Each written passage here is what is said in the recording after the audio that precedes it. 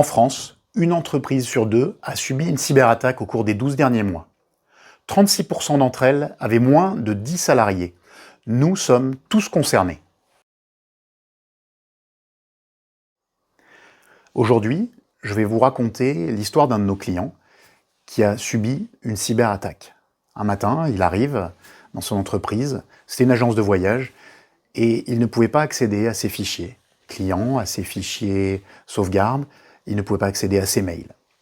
Il découvre rapidement qu'il s'agit d'une cyberattaque. Il contacte son informaticien qui va lui dire oui, en effet, c'est une cyberattaque, les sauvegardes aussi sont corrompues. Donc il va nous solliciter parce qu'il avait souscrit un contrat d'assurance risque cyber. Il va être pris en main et accompagné du début à la fin. Alors c'est quoi le début? Le début, c'est d'abord un diagnostic, quelle est la situation.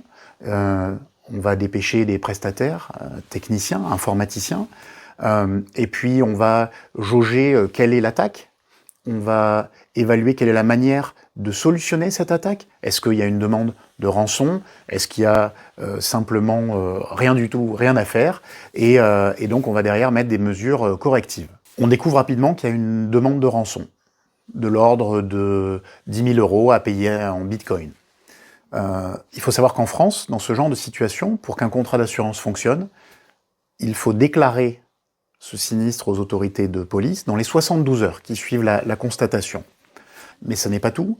Il va falloir être en conformité. Il faut prévenir tous les clients dont les données ont été corrompues. Il va falloir ensuite réintégrer les données dans le logiciel client, dans le CRM.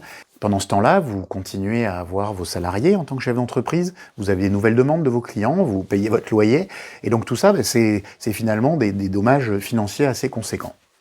Si on est objectif, du début à la fin, il va se passer 15 jours, pendant lesquels votre entreprise est en mode dégradé. Alors il y a plusieurs solutions, soit comme notre client agence de voyage, vous aviez cette solution d'assurance, vous avez été accompagné du début à la fin, soit vous avez les compétences en interne de traiter ce type de sinistre avec un informaticien, avec, moi je ne sais pas, acheter un bitcoin aujourd'hui, comment vous le transférez un bitcoin et comment vous êtes sûr qu'il est bien reçu. Soit simplement, vous mettez votre entreprise dans une situation de difficulté. Pour résumer, dans le cas de notre client, on parle d'un budget global d'une vingtaine de milliers d'euros. 10 000 € de rançon, et puis les frais indirects.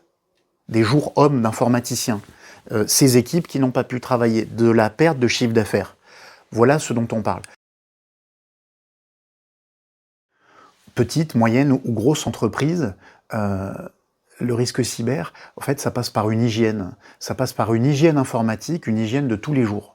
C'est des choses que nous avons tous entendues 1000 fois, mais combien d'entre nous ont le même mot de passe pour Amazon, leur boîte mail et le reste? C'est des fondamentaux. Changer son mot de passe, faire des sauvegardes, ne pas mettre un post-it sur son écran avec le mot de passe, ne pas avoir un fichier dans son téléphone marqué mot de passe. Voilà, c'est un ensemble de règles qui vont permettre de faire que s'il y a le choix entre vous comme cible ou un autre, ce ne sera pas vous.